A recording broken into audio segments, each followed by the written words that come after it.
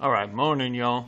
Let's go through problem 1 and 2. So problem 1 and 2 on practice 1 are kind of two parts of the same problem. So we'll walk through about how to solve these.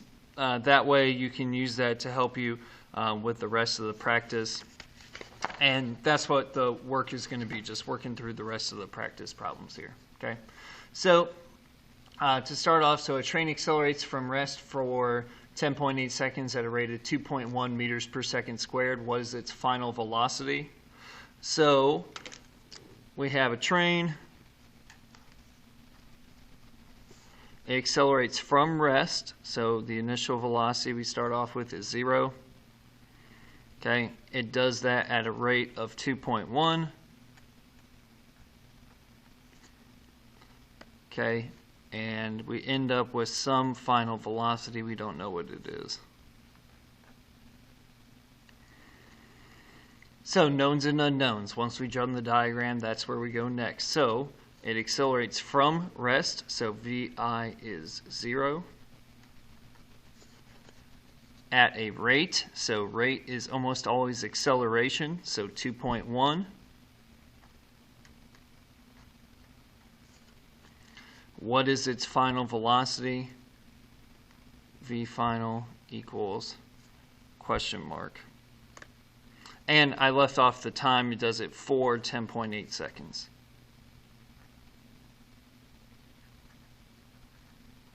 So now that I've got my knowns and unknowns written down, I'm looking for an equation that has VI, A, VF, and T.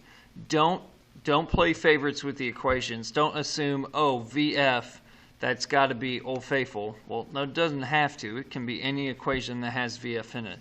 So we're looking for VI, A, VF, and T. So I'm going to start with Old Faithful and see if it has those things in it. So does Old Faithful have VI? Yes, it does. Does Old Faithful have A? Yes, it does. Does Old Faithful have VF? Because remember, you need to have what you're solving for in the equation. Yes, it does. And does it have time? Yes, it does. So that one is going to work. And you don't need to keep going down the list. If that equation works, then you're good to go. So when I plug this in, then I'm going to write the equation down first before I do anything else. VF equals VI plus AT. So now I'm going to plug my numbers in. VF equals 0 plus A, which is 2.1, times T, which is 10.8.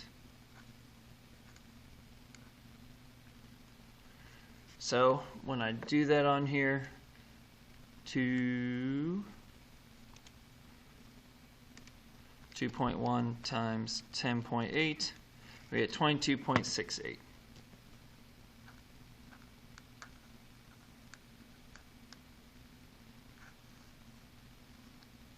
So now I'm going to jump down to 2. So 2 says for the same train in problem 1, how far would it have traveled during that time?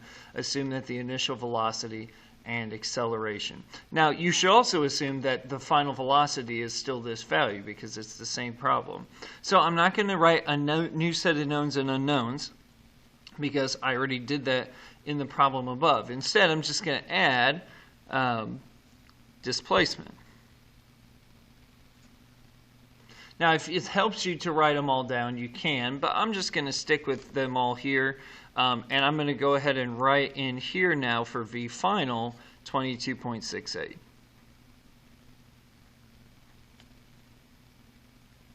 So I need an equation that has VI, A, VF, and T, and D in it. Now, none of the equations have all 5, so what we really need is an equation with D, and since we have everything else, it shouldn't matter which one we use. So I'm going to go ahead and use Big Chalupa, but you could use Ain't Got No Time as well. Either of them would work, but I'm going to set up Big Chalupa since it's already solved for D.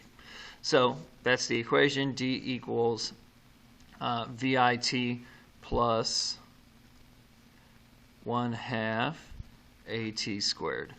So D equals VI, which is 0 from above, times T, which is 10.8, plus 1/2 times A, which is 2.1, times 10.8 squared. So 0 times anything is 0, so this goes away. Okay, and then when we do this part here, we're going to square the 10.8 first, and then multiply that by 2.1, and then multiply that by 1/2. You're not like distributing, you're not doing 1/2 times 2.1 and 1/2 times 10.8. You're just multiplying everything together, but you have to square the 10.8 first, because that's the only thing that's squared here. So we'll do that math here now. So 10.8 squared, do that first. And then multiply it times 2.1 and times 0.5. And we end up with our displacement of 122 point, we'll round it to 47 meters. All right, hope that helps. If you have any questions, just let me know, and we will go from there. Thanks, and have a great day.